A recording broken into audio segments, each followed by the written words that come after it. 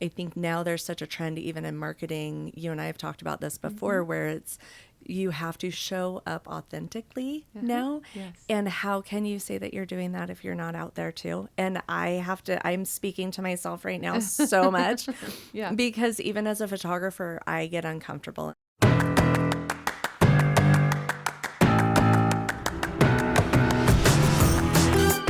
Welcome to the Marketing Expedition Podcast, an auditory journey through the latest in marketing, branding, and advertising.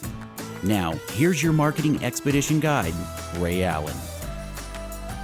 On this episode of the Marketing Expedition Podcast, I get to speak with Kristen Fields, and she's an award-winning portrait photographer based in Boise, Idaho, and she has photographed professionally since graduating from Brooks Institute of Photography in 2006 with a BA in professional photography. She specializes in contemporary portraiture, boudoir, and personal branding, valuing the relationships she builds with her clients. She prides herself on creating images of her clients that show them who they truly are and how their people see them. And of course, it's going to be awesome to talk with Kristen. But first, let's go into your marketing essentials moment, the basics that you need to help you continue to build your brand and your bottom line. In today's topic, I really wanted to dig into what's trending, what is going to potentially stick around because of the new tools and things that we have. And we know the rise of the machine, the AI generated content, and how it's really begun reshaping how digital marketing is really transforming in what we're thinking of what's going to continue to happen and influence how we're going to be doing what we do in our daily lives every day. So AI powered content creation, personalized customer experiences, and data driven decision making is becoming standard practice. And if you are not tapping into all of the tools that are out there now and really starting to disseminate what you're going to use, how you're going to use it, the ways that you can use it, and maybe what you're not going to use. Some of these tools are coming and going pretty rapidly. So thinking about how you can save time and how you can use these content creation tools to impact your resources and tap into the ways that you can use these as tools, right? As resources to help you in creating more relevant and engaging content for your target audience, and how you can test it a lot easier and use this data to make future decisions on your strategy and your planning and what you're going to be doing and how you're going to be budgeting things in the future, because there might be some tools that you want to invest in that can really significantly impact everything that you're doing in your business, right? And then thinking about how you can use these AI tools to help with your recommended products or your services, whichever you do, even in nonprofit world, right? Thinking about how you can create personalized customer experiences with the help of AI, in what it is that you can track in their behavior of how they're buying from you, how they're browsing on your website, what kinds of search terms are they using to find you, what kind of things are they asking, all of the voice commands that you can now ask, and are you being present when the results are being served, and understanding how you can use chatbots in answering customer frequently asked questions, or how you can provide support with chatbots and human interaction combined. How can you integrate that into your business and help you 24/7 be able to sell or explain or educate those who are on your website browsing and wanting to understand and learn more about what it is that you do and how you can solve a problem that they may have or a question that they are asking. And then being able to use the data and understanding what your clients are doing, how they're behaving, what kinds of things that they're searching for, and identify what channels you can use to reach them more effectively, and specifically reaching those target audiences that you want to reach even more. And we can also look at using AI tools to help predict customer behavior, which then can help guide you in your strategy of what you want to continue to produce or what you need to stop, start, keep, or tweak. And then thinking about those immersive technologies that are now integrated in impacting the way we live, work, and learn and play, and all the things that are becoming an even bigger role in our lives, especially when we are interacting with the businesses in our community that we are now doing more and more of. Things like virtual shopping and being able to try clothes on virtually, or change out your eyeglasses or your shoes, or thinking about things that you can do so that the consumer doesn't even have to leave their home, but they can buy from you in a convenient, easy way.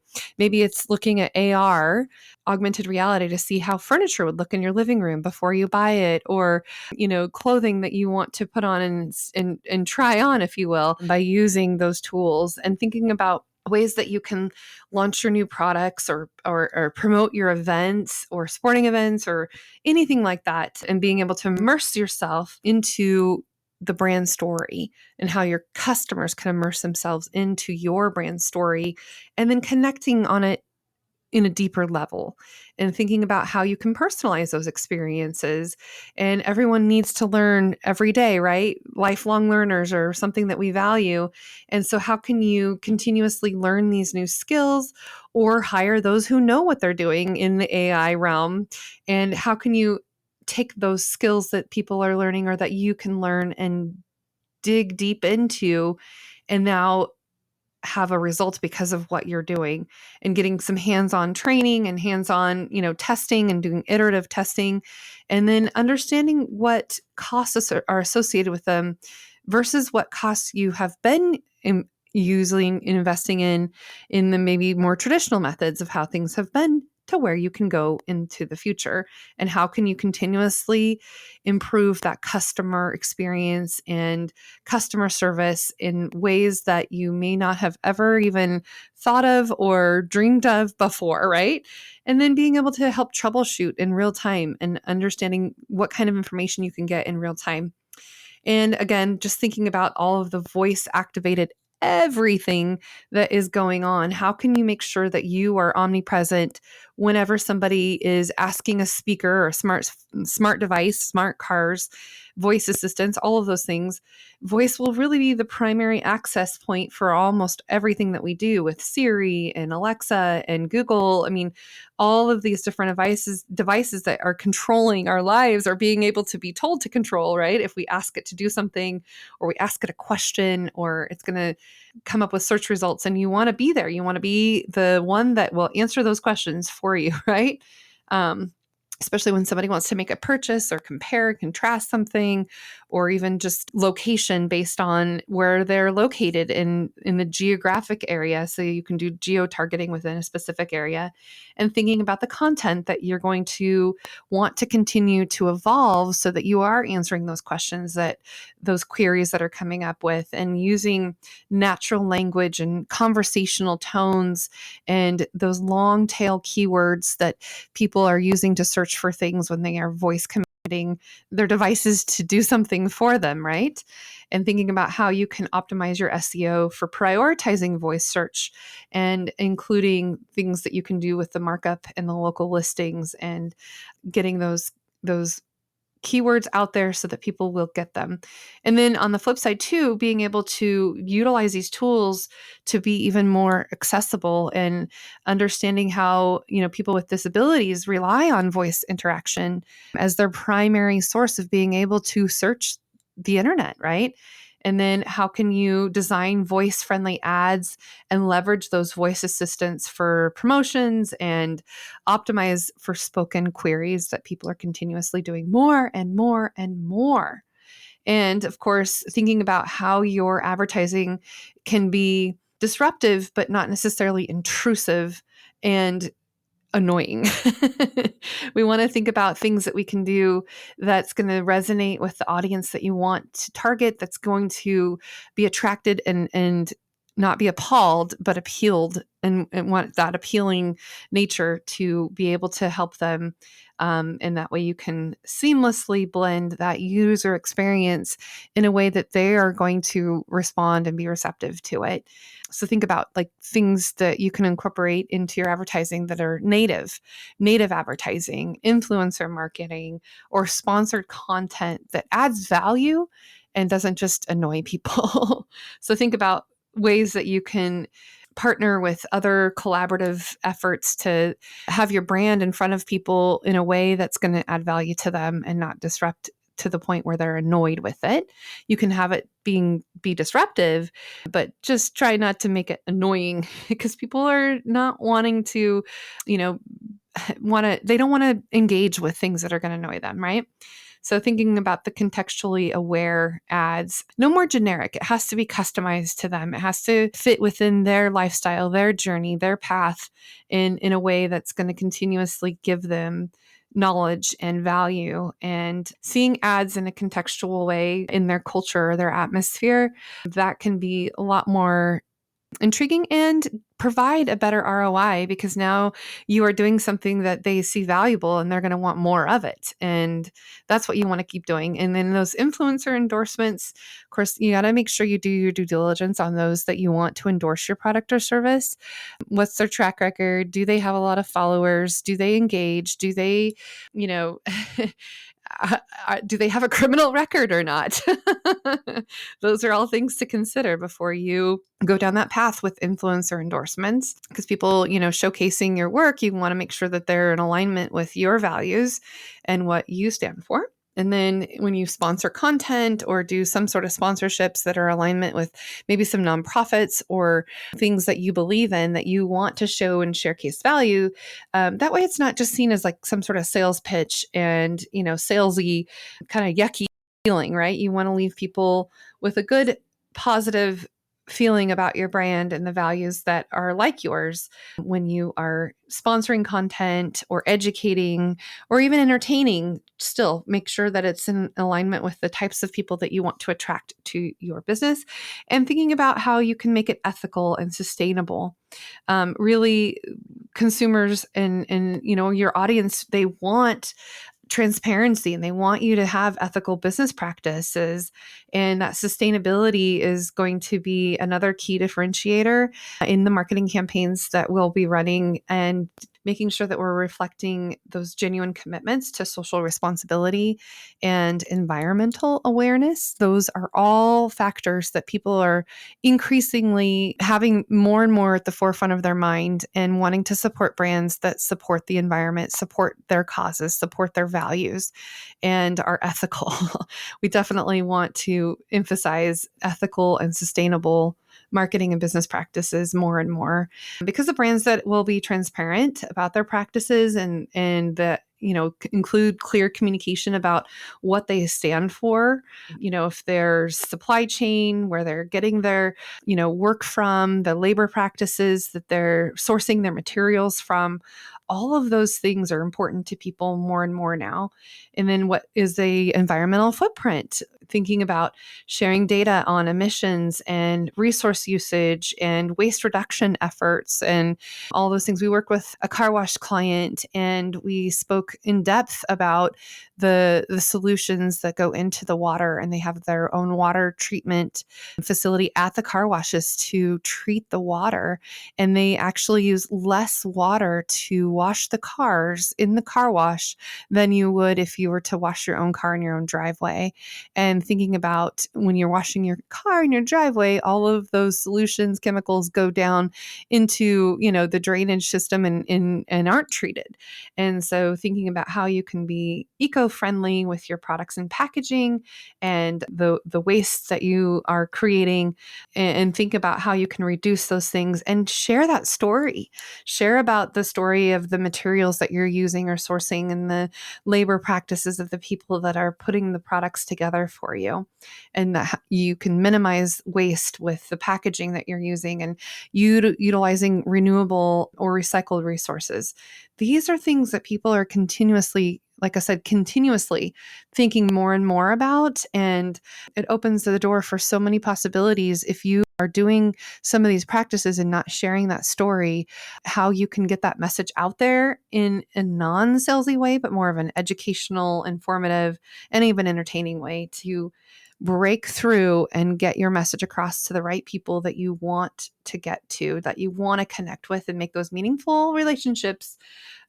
So as much as we're using AI, stay human and connect deeply and deliver the value that resonates with your audience. All right, let's get into our next interview.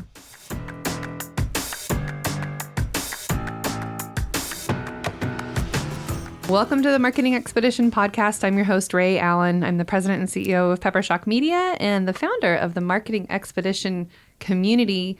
And today's guest, we have Kristen Fields with Kristen Fields Photography. Welcome, Kristen. Thank you, Ray. Thanks for having me here. I'm really excited to be here today.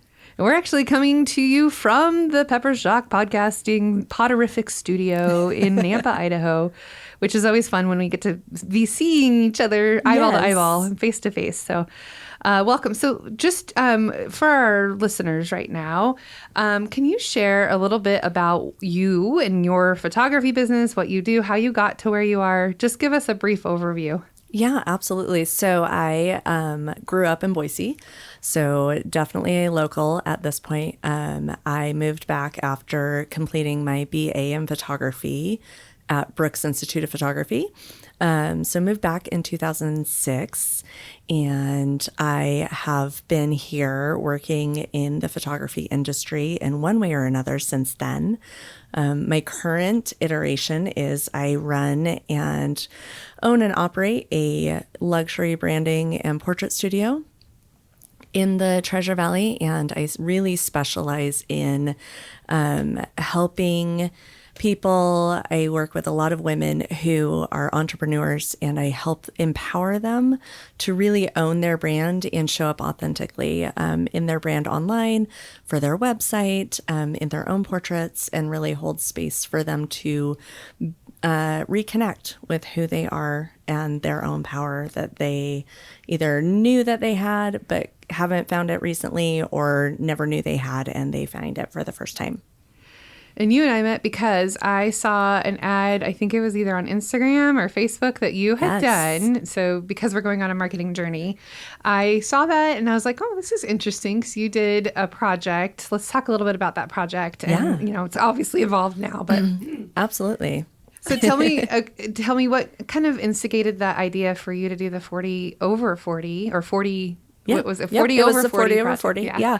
So it was a portrait series that through mentorship, because I'm always looking to learn. I'm always looking to expand and grow in my own craft and my own skills. And so one of the mentors who I was following and learning from suggested this as a series. For me, it ended up being kind of the jumping off point again in owning my own business and going back into full-time photography through my portrait studio. And so what I did was I took the marketing around creating a series of 40 women, 40 years or older, sharing their stories, coming together, each of them coming into my studio, and we custom tailored a shoot to them, specifically to how they wanted to feel, how they wanted to show up. For those who, like you, own their own businesses, they were able to create new personal branding, and we could talk about and explore how they wanted to market themselves that year and work through those different things and how they want to show up. And then after I photographed all 40, we came together, and you were, I was so happy to have you there, and you helped me by emceeing that night, and celebrated the 40 women who were a part of that series. We had portraits of each of them in the room. They were able to come together and meet each other because they were, if you were following along, you were able to see like little bits and pieces of the series, but it was the first time ever that all 40 of those portraits were in a room unveiled together. And then I'm currently working on a magazine to honor all of your stories and portraits and bring that together and be able to put that out and continue this series beyond just the 40 women. And I shouldn't say just Right. the 40 women, beyond the original 40 women. Right? Yes. Yeah, I know. Now we get to reveal my age. I'm over 40. Me too. But you really did have quite a range. I mean, you had some friends that I knew that, got to be featured and go through the process. And then I got to meet new friends Yes. too. And you even had people from outside of the state come too. I did. And they even made it to the event. Yes. It was so incredible. Just the response that I received from it, almost to a point overwhelming. And incredibly humbling. And I know that's part of why I've been taking my time on the magazine, is because I just really want it to be that culmination, and be just the most intense and honest representation, and honor the women who opened up and were vulnerable in their stories. And for me, I knew I needed to have some new headshots and speaking, things for what I needed to do for my own marketing. Right. And I was like, okay, let's find another woman that can take photos. And you had it all set up. You had the hair and makeup, and we talked about wardrobe and kind of the whole process. And it was really helpful, because not everybody loves to get their picture taken. What? I've never heard that before in my life. I know. For me, it's always I'm behind the camera and helping other people, if it's video and some photography too, or with you, and we get to work together to shoot for our clients as well. But it's definitely you have to get comfortable with the uncomfortable and be open to the idea of owning it and recognizing that you need to do that to put yourself out there and have some images that you can use, and use that for thought leadership and I mean all the different types of applications. And some of these women have taken those photos and used them in their marketing pieces for their business. I mean, I know I have and used a lot for just different social media things, but I think then also capturing people. I mean, when we grow up, we get student photos every year, right? Your school portrait. Yeah, your school portrait every year. And it's not often that you just think that you need to get pictures of yourself. Right. Yes. And I think that there's so much about, well, I don't have to show myself in my brand or anything like that. And it's really, I think now there's such a trend even in marketing. You and I have talked about this before, where it's, you have to show up authentically now. Yes. And how can you say that you're doing that if you're not out there too? And I'm speaking to myself right now so much because even as a photographer, I get uncomfortable. And so when I knew that I was going to come back into ownership and running my own business again, I made it a very big point that I was going to need to go and do a full session with another portrait photographer and pay, do the investment and make that happen, so that then not only can I say, like, this is why it's really important, I can say, look, even I invest in this. Right. Yeah. And even I understand the uncomfortableness, and oh my God, I'm in front of the camera and I, my eye is weird and it doesn't open as much, whatever, all the different things that we tell ourselves why, and all the excuses that we will come up with for not to show up authentically. Yeah. I think it's such an important thing that that I've done this too. Mm-hmm. And so I can then really hold that space for you to be able to show up. It's like too when other people are maybe a little uncomfortable, getting uncomfortable. You do this little laugh so that you get people to smile. God. Do it for me. Do it. Come on, let's hear it. You can do it. You have to go, And then God, it's automatically so you bad. just laugh because you listened, you did that, and I was like, okay, come on, we can have you some gotta fun throw here. your head back and go. You can have some music playing and do a good shoot. Yes. And really, I think there's studies shown that when you show images of humans, even if it's their hand or their, especially their face, their eyes, people want to do business with those that they know, like, and trust. And if you're just only showing inanimate objects or, just the product, it's not going to be the same as if you have somebody using the product or using their face, especially if you're in a service-based industry.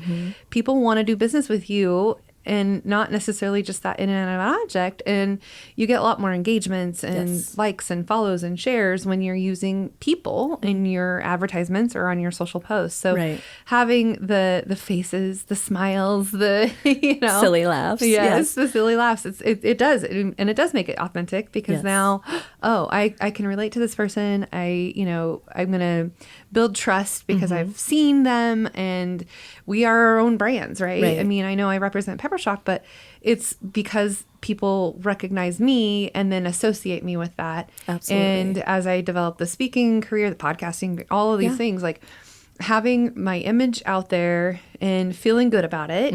And, even if at first you're like, oh, this is awkward and not, I don't know. But it's nice when people do share and comment and, you've got a professional image that you can share on your profiles and on your headshots and on your speaker one sheets or sales sheets, whatever the case might be, business cards, right? Yes, business cards, your website, your social media. I love seeing all of the profile photos for clients like change to a photo that I just delivered. Like that is just, it's so much fun. And I think something that is different about the way that I operate and create the portraiture that I do is that I make sure that we have fun and that we have that personality in there and that it's not like, obviously there's time and space for super formal portraits. Absolutely. Like 100%. However, when we're really trying to build the know, like, and trust factor, depending on what it is you do and how it is you serve your clients or your customers, if they don't feel like they can relate to you when they see you online, they're not going to start that conversation with you because you're not going to be approachable and they're not going to be able to start that relationship. Yeah. And seeing smiling faces is much more warm, welcoming than just, Right. Absolutely. We don't want the old stuffy, classic, and not that, again, there's totally a time and place for that. But I think in today's marketing world, it has to be so quick. Like it's less than a second, or if you didn't stop the scroll, then you didn't gain that customer or that client. Yep. How can we stop the scroll? Oh my gosh, all of that. It's good. So what got you into becoming a photographer, Kristen? Oh my goodness. My dad gave me, it sounds so cliche, but it is what it is, right? He gave me my first camera when I was 5, maybe 6. It was a Christmas present and I never stopped. So I photographed everything. My parents were like, you're using your allowance for film and developing costs, because that was what it was back in the day. Yeah, now we really are talking about 90s. I know. Here we go on the journey. But then I, by happen chance, happened into a photography elective in high school. Nice. And learned the darkroom processing, and that's where I really fell in love with photography and with the craft. I still will shoot film and I still will develop on my own, and that love I really truly hope will never leave me. But so then I ended up in school at Northwest College in Wyoming. So I went to a junior college first, and they have an incredible professional photography program. You would not think it. It's in the middle of nowhere, outside of Yellowstone.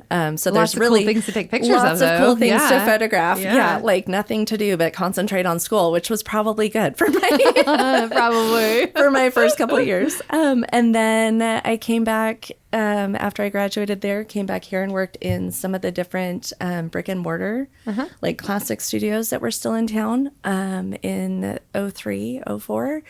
And then I went to Brooks Institute of Photography and really kind of just dug in on my career and my education and my technical skill in lighting and photography. That was kind of that journey. You can learn all the technical skills, all of the all the things that the cameras do, but you still have to have a personality to be able to do business, right? I mean, that is what I think sets people apart from their craft, if they can talk to people. Oh my gosh. Right. You still have to be able to communicate, and you have to be able to do it on so many different levels, I think, with marketing, again, because of the culture and society that we live in with social media and the fast pace of everything. It's like, okay, I'm writing email marketing newsletters. Most of the time, you know, and doing posts and figuring out, okay, these are the stories that I'm going to map out, and doing all of this while still going out networking in person, having a social life of my own, a personal life, a mom life, you know, all of the different things. Business owners can do that, right? We can have a social life. I mean, sure, with other business owners, right? But yeah, I mean, it's just, if you can't communicate who you are and what you do and the value that you bring, then you really need to take a step back and see, is this what I want to do? Do I need to hire somebody else who can do this for me so that then I can just concentrate on the craft? I was having a conversation the other day, and it was just like my friend, he was like, I feel like you're maybe only photographing like 5% of the time. I was like, yeah. He's like, your job is literally sales and networking and building relationships. And I said, yeah, 95% of the time, that's what I'm doing rather than getting to be behind the camera. And so it really, truly is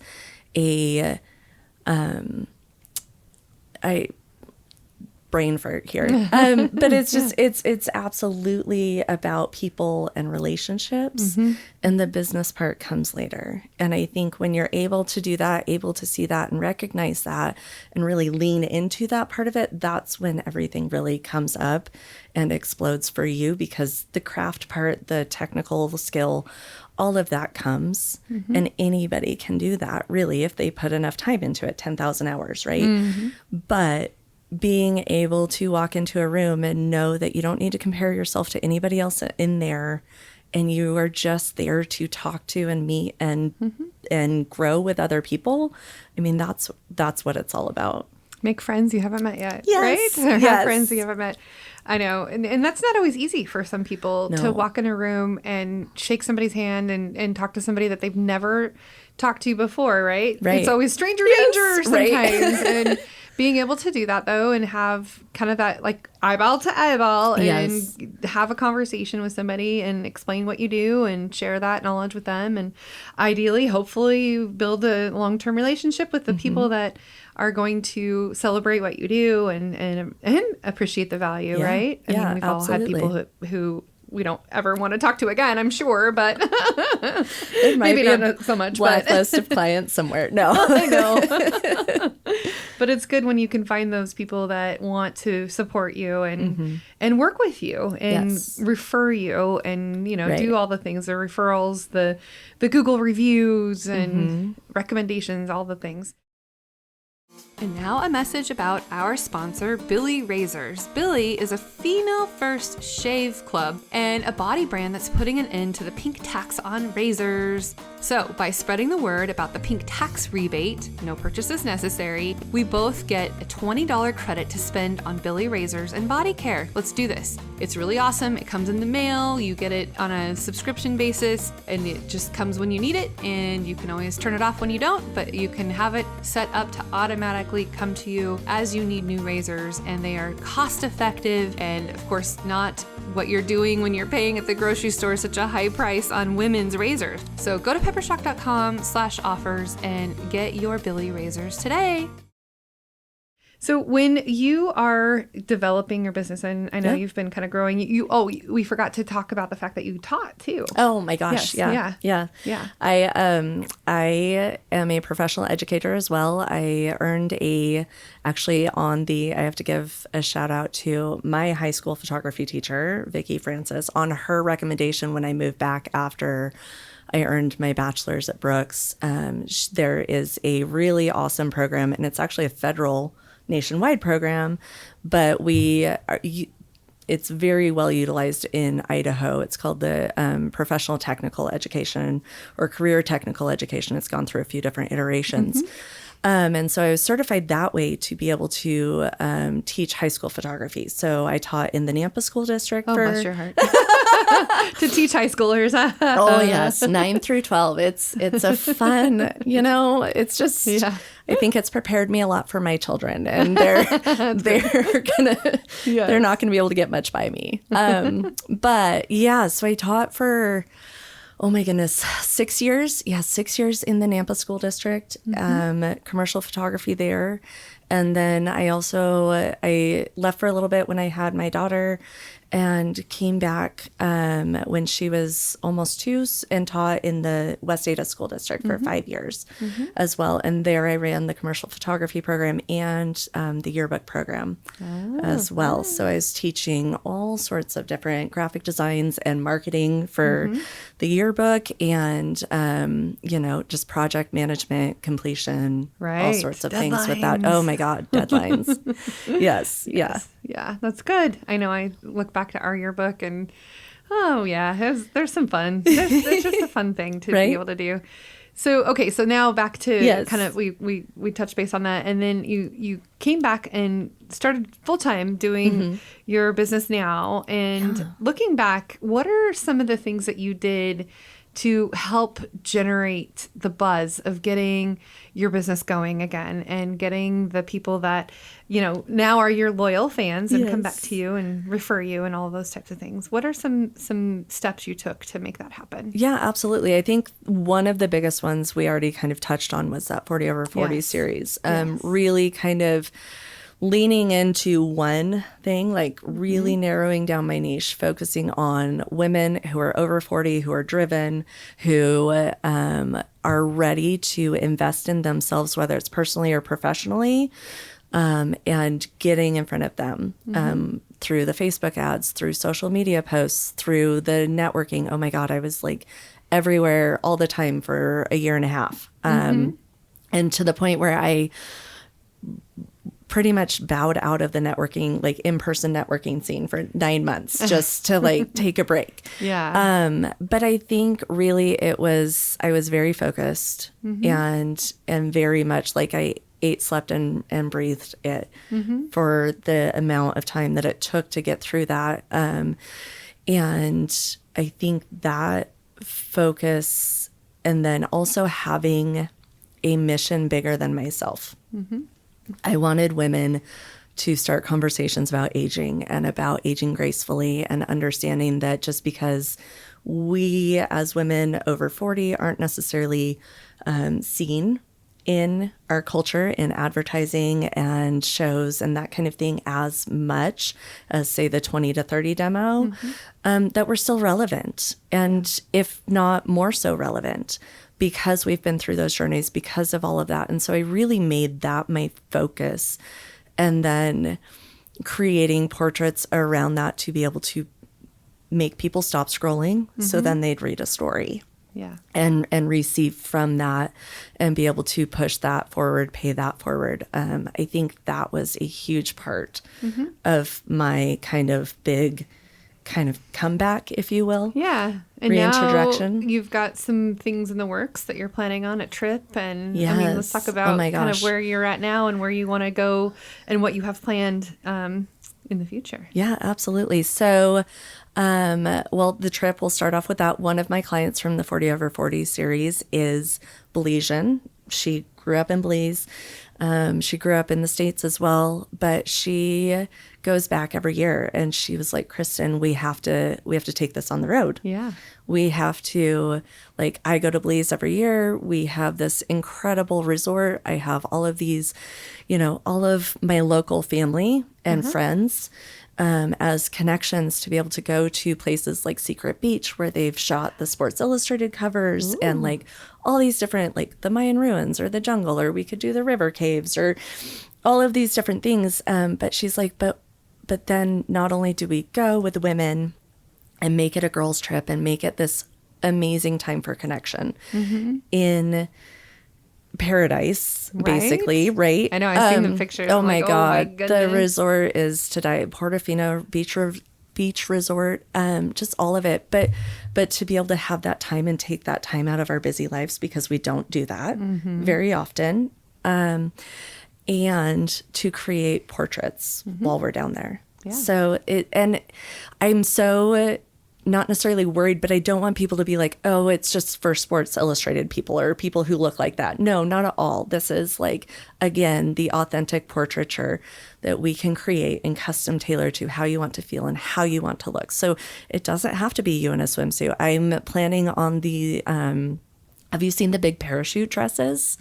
Like there are these dresses and then they have these like incredibly long trains, just all this material. So we throw it up and it catches the wind, and we do that at sunset or, you know, on the beach, in front of the Mayan ruins, that kind of thing, where it's like, these are a once in a lifetime, like truly once in a lifetime, opportunities for some of these different portraits. So that's in the works for next spring. Besides that, we can just Photoshop it us all, right? Right. I mean, you know? Absolutely. I mean, you know, I will Photoshop you to your content, but to an extent. Like I do always want to be sure that I am true to who you are as a person right here, right now. Yeah. And even for myself, like even when I do my own portraits, there are days that I'm like, oh my good night. Like this is not what I necessarily feel the most comfortable with. But again, coming back to it, I still feel like I have to be authentic to what I tell you or any of my other clients. Like this is who you are right now. Right. AI filters are not necessarily right. Be, AI filters are not going to pick up on your personality and are not going to show the shine of your soul. And so this is where we're at. And this season has just as much significance on your journey as any other season, any other time, if not more, because you get to do all of it knowing everything you know now. Instead of, you know, what we thought we knew when we were 18 or 19, because, you know, we hadn't lived yet. Well, I think there's some truth to that. A lot of people will work and then we'll get to go travel when we retire. Right. Well, but why not do it now? What if? Yeah, right. And honestly, like we're not promised tomorrow. And that's something that I have to remind myself of too. Like even with my own children, it's like they'll want to go in and do something or play or something. And I'll be like, I have to get this done. I have a deadline. And it's like, yeah, but I can drop this for 20 minutes and go spend that time with my kids. And I think it's the same when, especially as women and moms and entrepreneurs, we are so deadline focused and so to-do list focused and all of that. Inundated with so many things. Yes. And the mental load that we carry, that we don't allow ourselves the time to be us and the time to actually enjoy the world that we're doing all of these things for. Right. So yeah, I think, yes, absolutely enjoy your retirement. But if you can and you are intentional about it, I think you can very much make things like these trips happen for you, and you'll come back more refreshed and energized and ready to create more when you get home. Yeah. Yeah. So, yeah. That's good. And you're also doing things like headshots and kind of lifestyle. I mean, tell us a little bit more about the areas that you're doing. You're not doing weddings. Oh my God, no more weddings. I did 15 years, no more. But yeah, so I am continuing the 40 over 40. That has kind of morphed, and I'm working on releasing that again to start the next volume, if you will, of those portraits. That's going to be called the Legendary Women series. And then I am really enjoying helping entrepreneurs or business owners or even like corporate firms, manufacturing firms, come up with cohesive headshots, branding, portraits, team portraits, that kind of thing. And so a lot of it comes down to like, let's again get back to, what do you want to do? How do you want to feel? How do you want to look? How are we going to stop that scroll so that you're being seen and noticed? But yes, so I'm doing headshots. I have headshot days a couple days a month now. And then I also do, I really am enjoying these environmental kind of branding sessions where they're not necessarily quick and dirty, but it's like I will come to you in your environment. So like I've done these for you guys where I come to your office and we photograph you guys in meetings and interacting and talking and doing all of those things, working with clients to do like pre-pro or anything like that. And so I've had hairstylists do this. I've had other entrepreneurs who are like, I just need to be seen in my space. So those are my in your element branding sessions. And then I have like the full service branding sessions where like we dig deep and we are looking at your brand kit and we are looking at your ideal clients and what are you going to do on your website and how are we going to package these for you.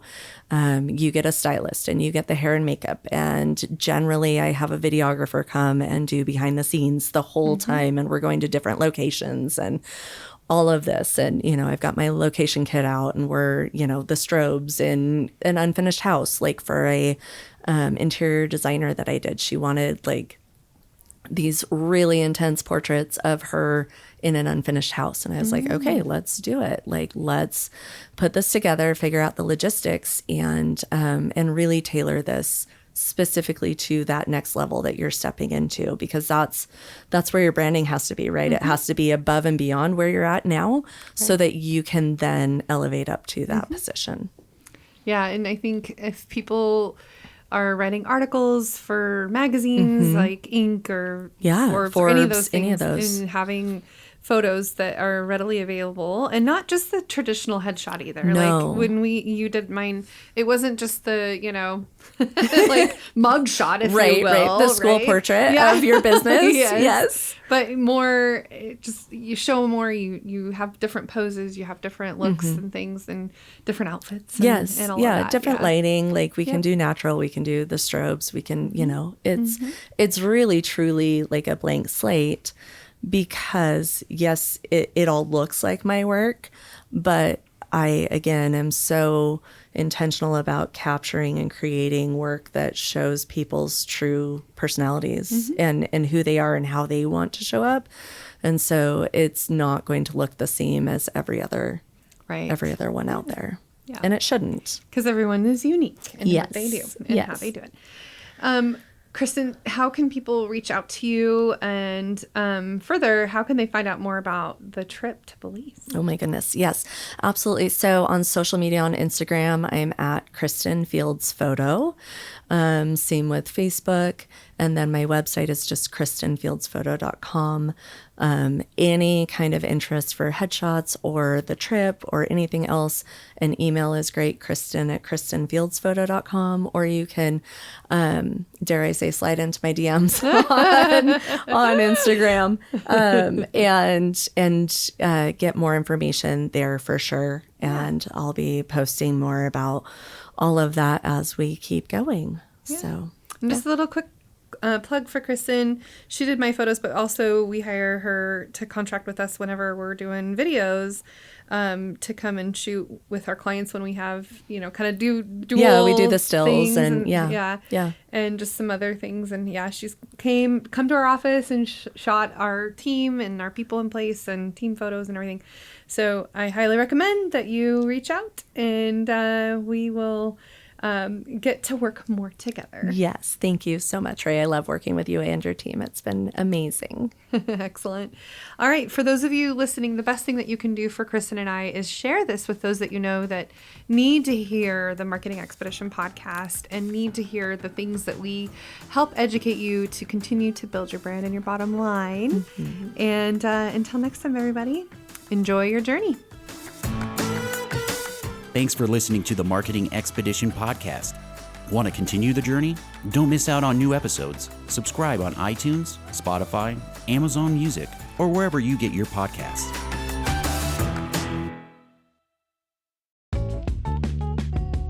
Wouldn't it be great if there was one place you can go to get all the latest information and tips about marketing and advertising?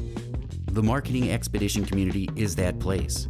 People like you gather in our online community to build relationships with others and find the latest marketing trends, tactics, tools, and technology. We help you build your brand and your bottom line. Start your adventure today. Visit themarketingexpedition.com to find out more.